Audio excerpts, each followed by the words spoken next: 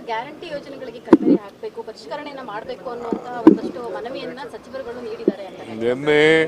ನಿನ್ನೆ ನಾನು ಪ್ರಜಾವಾಣಿ ಪೇಪರ್ ನೋಡಿದೆ, ಅದೆಲ್ಲ ಸುಳ್ಳು. ನಾನು ಪಕ್ಷದ ಅಧ್ಯಕ್ಷನಾಗಿ ಹೇಳ್ತಾ ಇದ್ದೀನಿ, ಸಿದ್ದರಾಮಯ್ಯನವರು ಹೇಳಿದ್ದಾರೆ, ಯಾವ ಕಾರಣಕ್ಕೂ ನಾವು ಗ್ಯಾರಂಟಿಗಳನ್ನು ಬದಲಾವಣೆ ಮಾಡೋಂಥ ಪ್ರಶ್ನೆ ಆಗಲಿ, ಕತ್ರಿ ಹಾಕೋ ಪ್ರಶ್ನೆ ಯಾವುದೂ ಇಲ್ಲ.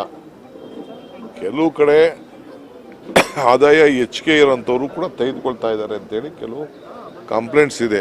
ಅಂಥವನ್ನ ಪರಿಶೀಲನೆ ಮಾಡ್ತೀವಿ ಅಷ್ಟೇ.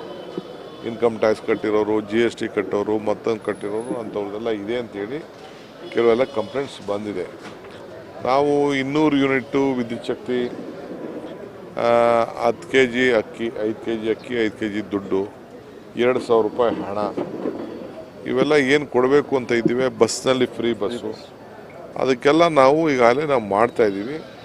ನಿಧಾನಕ್ಕೆ ಕೆಲವು ಪ್ರತಿಯೊಂದು ವಿಚಾರಕ್ಕೂ ಐಡೆಂಟಿಫಿಕೇಷನ್ ಕಾರ್ಡ್ ಕೂಡ ವ್ಯವಸ್ಥೆ ಮಾಡಬೇಕು ಅನ್ನೋದು ಕೂಡ ನಮ್ಮ ಆಲೋಚನೆ ಇದೆ. ಪರಿಸ್ಥಿತಿ ನೋಡಿ ನಮ್ಮ ಸಮಿತಿಯವರು ಅದನ್ನು ತೀರ್ಮಾನವನ್ನು ಮಾಡ್ತಾರೆ. ಈಗೇನು 56,000 ಕೋಟಿ ರೂಪಾಯಿ ಬಜೆಟ್ನಲ್ಲಿ ಸಿದ್ದರಾಮಯ್ಯನವ್ರ ನೇತೃತ್ವದ ಸರ್ಕಾರ ಈಗಾಗಲೇ ಅದನ್ನು ಮೀಸಲಾಗಿಟ್ಟಿದೆ. ಆಮೇಲೆ ಬಸ್ನಲ್ಲೂ ಪ್ರಯಾಣ ಮಾಡ್ತಾ ಇರೋಂಥವ್ರು ಕೂಡ ಹೆಚ್ಚಿಗೆ ಬಸ್ಸನ್ನು ಕೂಡ ರಾಮಲಿಂಗಾರೆಡ್ಡಿ ಅವರು ಈಗಾಗಲೇ ಸಾವಿರಾರು ಬಸ್ಗಳನ್ನು ಪರ್ಚೇಸ್ ಮಾಡಿದ್ದಾರೆ. ಸೊ ಎಲ್ಲ ಅದರಿಂದ ಆರ್ಥಿಕವಾದಂಥ ಶಕ್ತಿ ಕೂಡ ಜಾಸ್ತಿ ಆಗಿದೆ, ಪ್ರವಾಸ ಜಾಸ್ತಿ ಆಗಿದೆ, ದೇವಸ್ಥಾನಗಳಿಗೆ ಭೇಟಿ ಜಾಸ್ತಿ ಆಗಿದೆ, ನೆಂಟರುಗಳ ಮನೆ ಭೇಟಿಯಾಗಿದೆ. ಸೊ ವಹಿವಾಟು ಕೂಡ ಎಲ್ಲ ನಡೀತಾ ಇದೆ.